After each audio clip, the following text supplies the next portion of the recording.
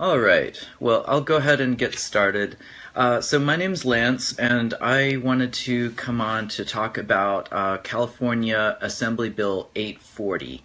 And just to give you a little bit of background, I helped out with the Kenneth Mejia campaign back in the special primary election happened last April.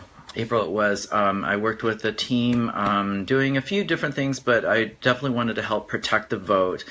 And I came into contact with Ray Lutz, who is the founder of Citizens Oversight Projects. He's based in San Diego, and he sued the San Diego Department of Elections last year for some of the shenanigans that happened in the Democratic primary in 2016.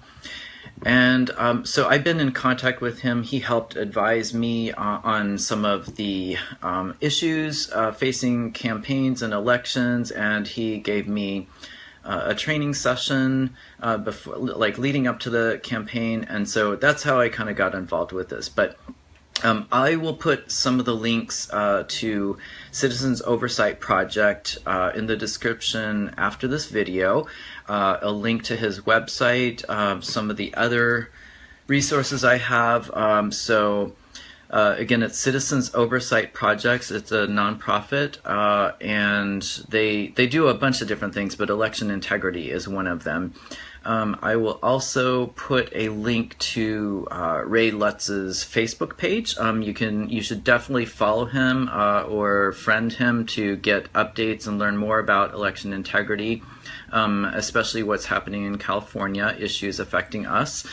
I'll also put some other links. He recently did a radio interview on KNSJ. I'll put the link to that as well. And he's done a couple of other interviews. So basically, what is this all about?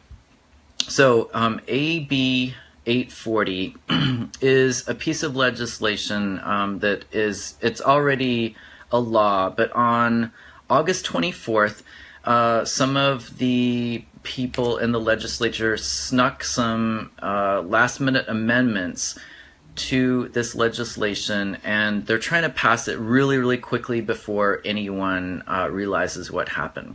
Now, just to give you a little bit of background, Ray Lutz, the reason he sued San Diego County was because they were not conducting the mandatory 1% manual tally properly or in accordance with California state law.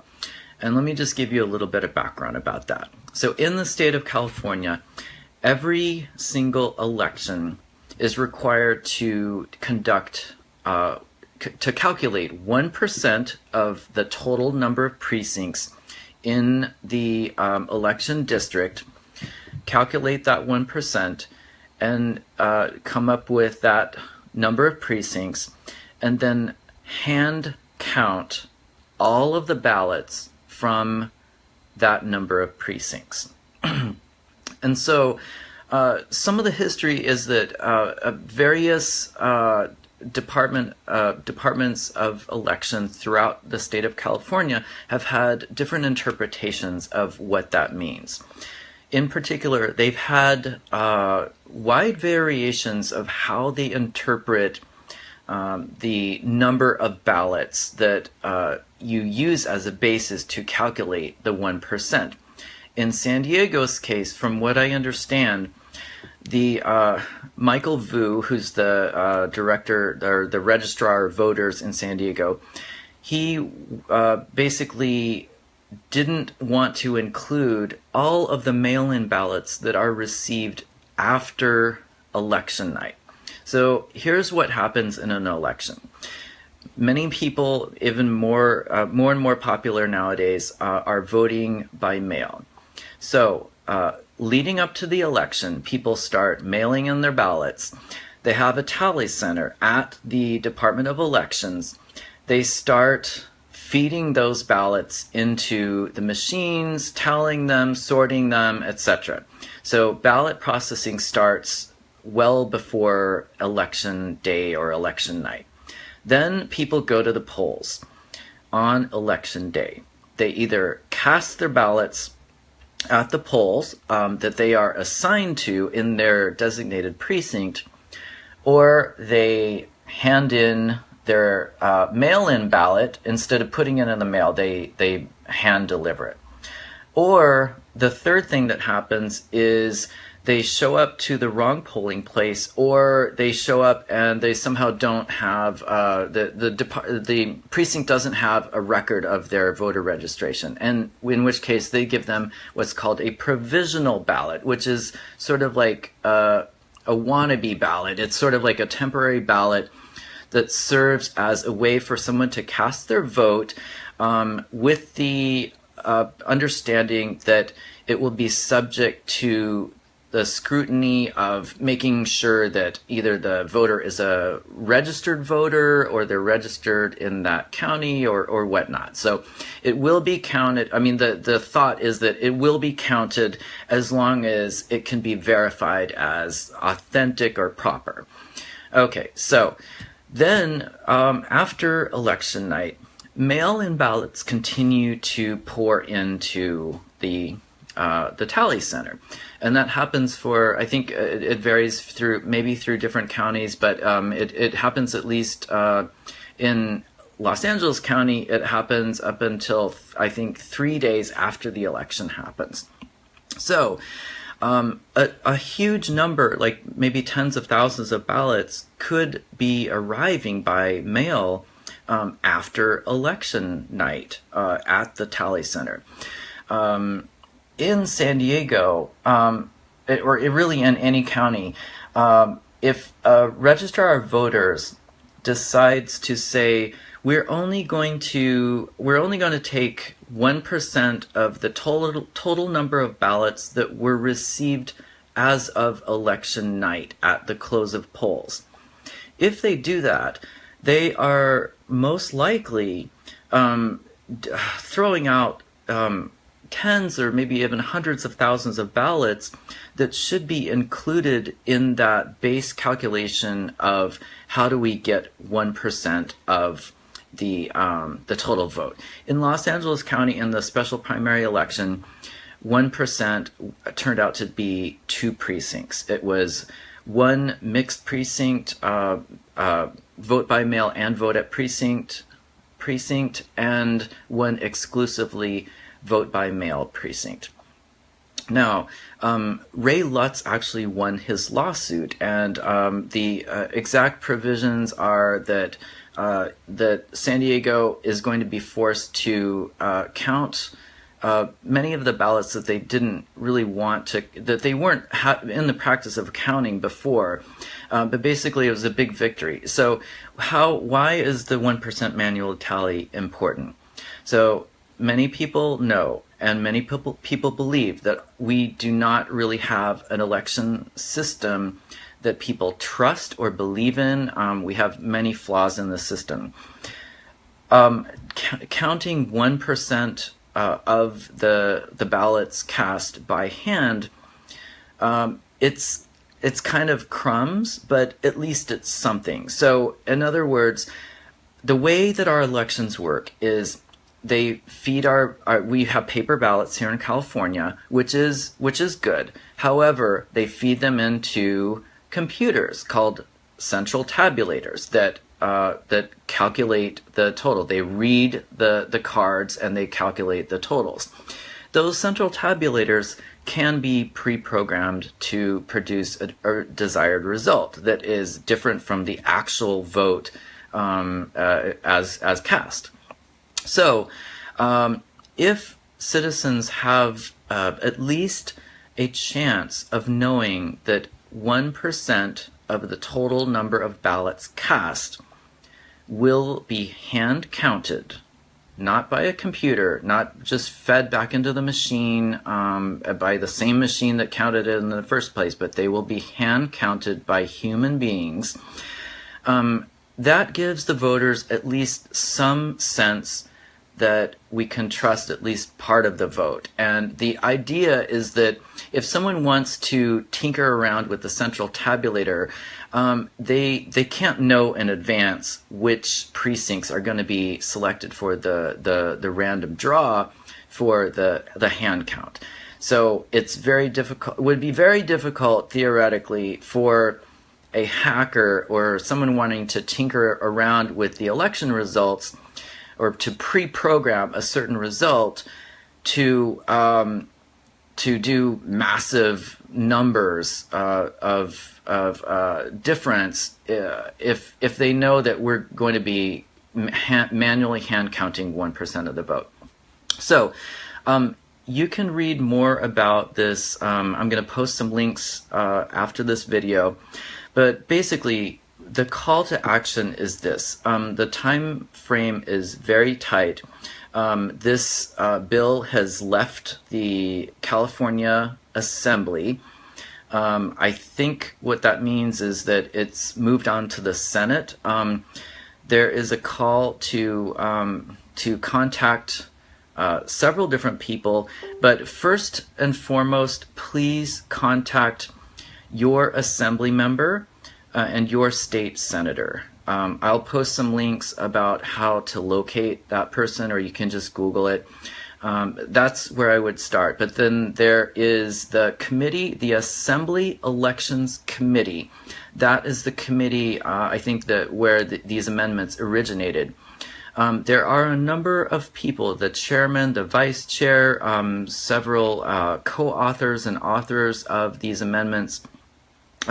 Basically, why the amendments are bad is they would legalize the corrupt manner in which San Diego County was conducting the 1% manual audit. So typically what happens in some of these lawsuits is, in particular, I think John Brakey in Arizona, his organization is Audit AZ, and that's an acronym. I can also post that in the link below.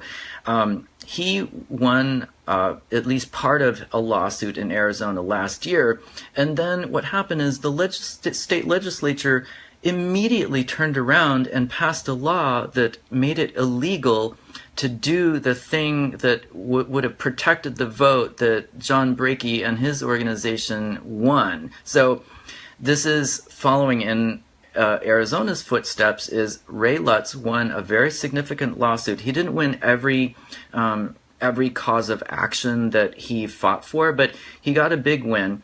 The county got sort of a win, but it has implications for the rest of the state of California. What did the state legislature do? The state legislature, along with every election entity throughout the country, really likes to rig elections, and they become very, very good at it. We saw in the Democratic primary in 2016 massive election fraud that benefited Hillary Clinton by wide margins, and that's a whole other video I could do. There's hundreds of videos. You can watch other commentators. But the gist of it is that the California State Legislature has now snuck in provisions to an existing law that would make it much easier to commit election rigging and election fraud by basically taking away our right to have some oversight of the election process. So if you do not want that to happen, if you want some semblance of the comfort that we can have at least part of our elections have integrity and honesty, you need to call these numbers and send some emails. I've been getting the emails from, I'm actually on the email list for Citizens Oversight Project. And so I'm getting the updates and the documents. And I just want to, I don't want to go on too long here, but I just want to read part of a letter that Citizens Oversight sent to the Assembly Committee on Elections and Redistricting on September 11th. That was Monday. Let's see. And, you know, the voting integrity or election integrity is somewhat boring. I mean, it's not super sexy of a topic, but it's kind of like one of the last things that we have as far as having any power is to try to fight for election integrity. So let me see if I can find part of the letter. Okay, so paragraph number, or section number 3, large blocks of unaudited ballots invite election fraud. In the 2016 primary election in San Diego County, there were 285,000 unprocessed ballots as of the end of election day, and those were omitted from the semi-final official canvass. These are the later vote-by-mail and provisional ballots. The Democratic primary race between the two frontrunners, Hillary Clinton and Bernie Sanders in San Diego County, the final margin of victory was only about 16,000 votes, or 3.75%, with 285,000 ballots not included in the election night results. It would be an easy task for a compromised employee or hacker to flip 8,000 votes and make up this margin out of 285,000 ballots in the unaudited set. The type of hacking we are envisioning here is a central tabulator hack. Those are the machines that actually count the votes, where 8,000 ballots flipped could be hidden in perhaps 1,000 precincts. And just to give you an idea, so a county like Los Angeles has several thousand precincts from everything that I can see. So I mean, there's thousands of precincts. So you could just skim a little bit off of this precinct, a little bit off of that precinct. You could pre-program that to occur. So it could be hidden in perhaps 1,000 precincts, flipping only 8 votes per precinct, so it would not be noticeable unless one of those precincts are chosen to be audited. And again, this is a random drawing. People do not know in advance, or they should not know in advance, which precincts will be chosen. There is a random drawing after the morning after election night, where they use dice, or they draw numbers out of a raffle tub or something. So it's supposed to be completely random. Let's see. So it would not be noticeable unless one of those precincts are chosen to be audited. Leaving out 40% or more of the election reduces the strength of an important check on the election integrity.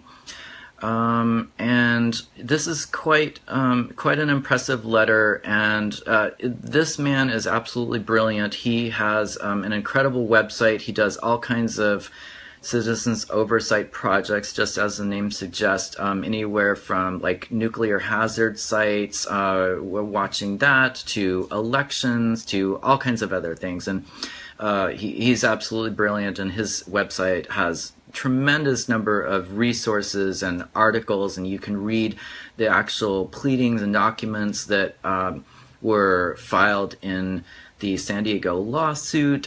You can read different guides about how to try to protect a vote for election poll observer workers and such. And he's just been a great resource. So kind of babbling at this point, but I did want to just come on and stress how important this is. There is a tight timeline. I'm not sure exactly when this is going to be finalized, but it is going to happen in the next couple of days, because they're basically going to try to just ram this through the legislature, hoping that everyone's distracted with North Korea and Russia and, Charlottesville and this and that. No one's going to notice that we're just having our election integrity audit system gutted by these sneaky last-minute amendments. So anyway, I think I'll go ahead and sign off. Thank you very much for listening. I'm going to probably share this in a couple of different groups, in particular the Kenneth Mejia group, and I'll post this information in the description after this video in the comments. And if you like this video, please share it. Please comment. I welcome any of your thoughts or comments or your experiences with elections. If you've been an election observer or a poll worker, it would be great to get some comments and hear what your thoughts are. Any and all thoughts are welcome. So it's always great to be working on good stuff like this that can help protect what little democracy we have left. So thanks so much and have a great night. Bye.